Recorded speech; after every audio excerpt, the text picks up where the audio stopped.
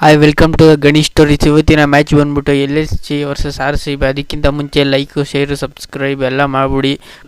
ಮತ್ತು ಈ ರಿವ್ಯೂ ನಿಮಗೆ ಇಷ್ಟ ಆಗಿದ್ರೆ ಲೈಕ್ ಮಾಡಿ.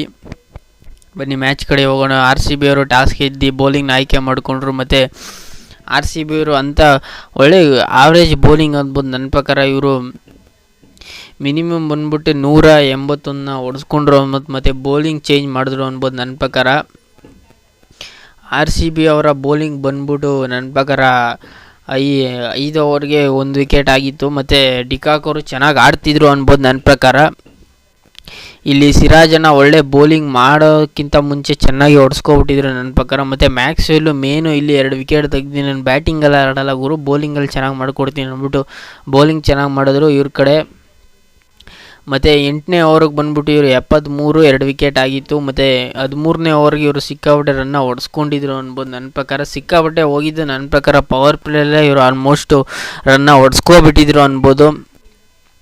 ಮಿನಿಮಮ್ಮು 13 ಓವರ್ಗೆ ಇವರು 129 ಹೊಡೆದಿದ್ರು. ಒಟ್ಟಿನಲ್ಲಿ ವಿಕೆಟ್ಗಳು ಅಷ್ಟು ಚೆನ್ನಾಗಿ ತೆಗಿತಿಲ್ಲ ಅಂದರೂ ರನ್ನ ಕಟ್ಟಾಕಿದ್ರು ಅನ್ಬೋದು ನನ್ನ ಪ್ರಕಾರ. ಆಮೇಲೆ ಡಿಕಾಕ್ ಅವರು ಔಟ್ ಆದರು. ಅವ್ರ ಕಡೆ ಸುಮಾರು ಜನ ರಾಹುಲು ಅಷ್ಟೇನು ಚೆನ್ನಾಗಿ ಆಡಲಿಲ್ಲ ಅನ್ಬೋದು ನನ್ನ ಪ್ರಕಾರ. ಮತ್ತು ಮಾರ್ಕಿಸ್ ಸ್ಟೋನಿಸ್ ಬಂದ್ಬಿಟ್ಟು ಚೆನ್ನಾಗಿ ಆಡಿದ್ರು. ಮತ್ತು ಇವ್ರ ಕಡೆ ಮೇನ್ ತೃಣಾಲ್ ಪಾಂಡ್ಯ ಆಲ್ಮೋಸ್ಟ್ ಆಡಲಿಲ್ಲ. ಲಾಸ್ಟ್ ಓವರ್ಗೆ ಬಂದರೆ ಅಷ್ಟು ಬಾಲ್ ಇಲ್ಲ ಅಂದ್ಬಿಟ್ಟು ಆಡಲಿಲ್ಲ. ಒಟ್ಟಿನಲ್ಲಿ ಮೇನ್ ಗುರು ಇವರು ಮೇನ್ ಇಲ್ಲಿ ಡಿಕಾಕ್ ಅವರು 81 ರನ್ನ ಹೊಡೆದು ನನ್ನ ಪ್ರಕಾರ ಮ್ಯಾಚ್ನ ತಂದುಕೊಟ್ರು ಅನ್ಬೋದು. ಮೇನು ಇಲ್ಲಿ ಡಿಕಾಕು ಮಾರ್ಕಿಸ್ ಸ್ಟೋನಿಸ್ ಅವರು ಇಬ್ಬರದ್ದೇ ಮೇನು ರನ್ ಅನ್ಬೋದು ನನ್ನ ಪ್ರಕಾರ. ಮತ್ತು ಆಯುಷ್ ಬಡೋನಿ ಬೇಗನೆ ಔಟರ್ ಬಂದವರೆಲ್ಲ ಔಟ್ ಆದ್ರೆ ನನ್ನ ಪ್ರಕಾರ. ಮೇನು ಇಲ್ಲಿ ಡಿಕಾಕ್ ಅವರು ಚೆನ್ನಾಗಿ ಆಡಿದ್ರು ಅನ್ಬೋದು. ಇಲ್ಲಿ ಬೌಲಿಂಗು ಅಷ್ಟು ಮೇನು ಮ್ಯಾಕ್ಸ್ವೆಲ್ದೇ ಇಲ್ಲಿ ವಿಕೆಟ್ ತೆಗೆಯೋದಾಗಿದ್ದು ಅನ್ಬೋದು. ಇಲ್ಲಿ ಮಿಕ್ತವರೆಲ್ಲ ಆಲ್ಮೋಸ್ಟು ಈ 30 ರನ್ನು 40 ರನ್ನೆಲ್ಲ ಹೊಡ್ಸ್ಕೊಂಡು ನಿಂತಿದ್ರು ಅನ್ಬೋದು ನನ್ನ ಪ್ರಕಾರ.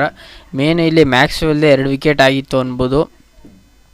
ಅದೇ ಎಲ್ಲಿ ಆಮೇಲೆ ಗ್ರೀನ್ ಅವರು ಅಂಥ ಬೌಲಿಂಗ್ ಏನು ಮಾಡಲಿಲ್ಲ ಅನ್ಬೋದು ನನ್ನ ಪ್ರಕಾರ. 2 ಓವರ್ಗೆ 25 ರನ್ ಹೊಡೆದ್ರು ಮತ್ತು ಹೊಡೆಸ್ಕೊಂಡ್ರು.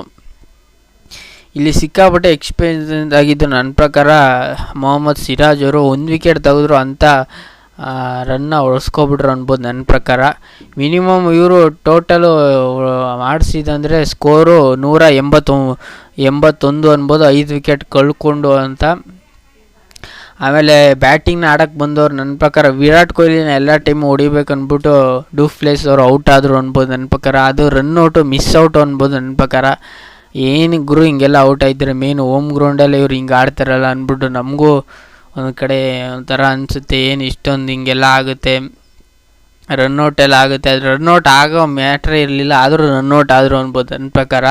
ಆಮೇಲೆ ವಿರಾಟ್ ಕೊಹ್ಲಿನೂ ಔಟ್ ಆದರೆ 22 ರನ್ ಹೊಡೆದ್ರೇನೋ ಮೋಸ್ಟ್ಲಿ ಅಷ್ಟೇ ನನ್ನ ಪ್ರಕಾರ. ಡೂಪ್ಲೆಸ್ಸು ನಾವು ಔಟ್ ಆಗಿ. ಆಮೇಲೆ ಮ್ಯಾಕ್ಸ್ವೆಲ್ ಅವರು ಏನು ರನ್ ಹೊಡಿಲಿಲ್ಲ, ಅವರು ಹಿಂದಿಂದನೇ ಔಟ್ ಆಯ್ತಿದ್ರು. ಆಮೇಲೆ ಗ್ರೀನ್ ಅವರು ಅಲ್ಲೇ ಔಟ್ ಆದರು ಅನ್ಬೋದು ನನ್ನ ಪ್ರಕಾರ 7ನೇ ಓವರ್ಗೆ. ಆಮೇಲೆ 12ನೇ ಓವರ್ಗೆ ನನ್ನ ಪ್ರಕಾರ RCB ಬ್ಯಾಟಿಂಗ್ ಒಂಚೂರು ಚೆನ್ನಾಗಿ ಆಯಿತು ಅನ್ನೋ ಮೂಮೆಂಟಲ್ಲಿ ನನ್ನ ಪ್ರಕಾರ ಮಯಾಂಕ್ ಯಾದವ್ ಅವರು ವಿಕೆಟ್ನ ತೆಗೆದ್ರು ಅನ್ಬೋದು. ಆಮೇಲೆ ವಿರಾಟ್ ಕೊಹ್ಲಿ ವಿಕೆಟ್ನ ತೆಗೆದ್ರು.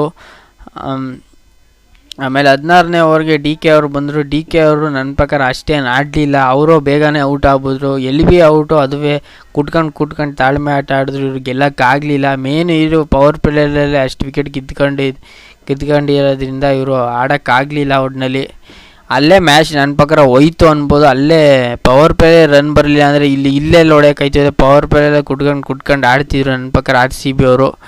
ಮಿನಿಮಮ್ ಇವರು ಹೊಡೆದಿದ್ದೆ 10 ಓವರ್ಗೆ ಒಂದು 80 ರನ್ ಹೊಡೆದಿದ್ರು ಗುರು ಅಷ್ಟೇ. 80 ರನ್ ಹೊಡೆದಿದ್ರೆ ಹೆಚ್ಚೇನೋ ಅಷ್ಟೇ ನನ್ನ ಪ್ರಕಾರ. 80 ರನ್ನಿಂದ ಮ್ಯಾಚ್ ಚೇಂಜ್ ಆಯಿತು. ಮಯಾಂಕ್ ಅವರು ಆಡಿಸ್ತಾರೆ ಅನ್ಬೋದಿತ್ತು. ಆಮೇಲೆ ಅವರು ಔಟ್ ಆದರು. ಒಟ್ಟಿನಲ್ಲಿ ಅವರು ಮ್ಯಾಕ್ಸ್ವೆಲ್ ಬೇಗನೆ ಒಟ್ಟಿನಲ್ಲಿ ಔಟ್ ಆದರು ಗುರು. ಇವರು ಮೇನ್ ಹೋಮ್ ಗ್ರೌಂಡಲ್ಲೇ ಇವರು ಬೇಗನೆ ಸೋಲ್ತವ್ರೆ ಅನ್ಬೋದು ನನ್ನ ಪ್ರಕಾರ. ಒಟ್ಟಿನಲ್ಲಿ ಇವರು ಬ್ಯಾಟಿಂಗ್ ಚೇಂಜು ಮೇನ್ ಇಲ್ಲಿ ವೈಶಾಖ್ ವಿಜಯ್ಗೆ ನನ್ನ ಪ್ರಕಾರ ಯಾರಿಗೋ ಒಬ್ಬರು ಕನ್ನಡಿಗರಿಗೆ ಇವರು ಚಾನ್ಸೇ ಕೊಡೋದಿಲ್ಲ. ಮೇನ್ ಬೌಲರ್ಗೆ ಹೋದ ಸತಿ ಅಷ್ಟು ಚೆನ್ನಾಗಿ ಬೌಲಿಂಗ್ ಮಾಡಿದ್ರು, ಇವರು ಅಂಥವ್ರಿಗೆ ಚಾನ್ಸ್ ಕೊಡದೆ ಎಂಥವ್ರಿಗೆ ಚಾನ್ಸ್ ಕೊಡ್ತಾರೆ ಅನ್ಬೋದು ನನ್ನ ಪ್ರಕಾರ. ಮೇನ್ ಇಲ್ಲಿ ಕುಲ್ದೀಪ್ ಅದ ಒಳ್ಳೆ ಓವರ್ ಅನ್ಬೋದು. 1 ಓವರ್ಗೇನೋ 10 ರನ್ ಹೊಡೆಸ್ಕೊಂಡಿದ್ರು, ಆದರೂ ಒಳ್ಳೆ ಓವರ್ ಅನ್ಬೋದು. ಮತ್ತು ಮಯಾಂಕ್ ಯಾದವ್ ಮೇನ್ ಇಲ್ಲಿ ಗೇಮ್ ಚೇಂಜಿಂಗ್ ಅನ್ಬೋದು ನನ್ನ ಪ್ರಕಾರ. ಸಿಕ್ಕಾಬಿಟ್ಟೆ ವಿಕೆಟ್ನ ತೆಗೆದ್ರು. ಒಟ್ಟಿನಲ್ಲಿ 4 ಓವರ್ ಫುಲ್ ಓವರ್ ಕೊಟ್ಟರು ಅವರು 14 ರನ್ ಕೊಟ್ಟು 3 ವಿಕೆಟ್ ತೆಗೆದ್ರು ಅನ್ಬೋದು. ವಿಷ್ಣಯ್ ಮೇನ್ ವಿಕೆಟ್ನ ತೆಗೆದ್ರು ಅನ್ಬೋದು. ಒಟ್ಟಿನಲ್ಲಿ ಸಿಕ್ಕಾಪಟ್ಟೆ LSG ಅವರು ಬೌಲಿಂಗಲ್ಲಿ ಕಡಿವಾಣ ಹಾಕಿದ್ರು ಅನ್ಬೋದು RCBಗೆ. ಒಟ್ಟಿನಲ್ಲಿ ನನ್ನ ಪ್ರಕಾರ ಇವರು 153ಕ್ಕೆ ಆಲ್ ಔಟ್ ಆದರು. ಒಟ್ಟಿನಲ್ಲಿ ಮೊಹಮ್ಮದ್ ಸಿರಾಜನ್ನು ಇವರು ಔಟ್ ಮಾಡ್ತಿದ್ರು. ಮೇನ್ ಇಲ್ಲಿ ಪೂರವಾಗಲಿ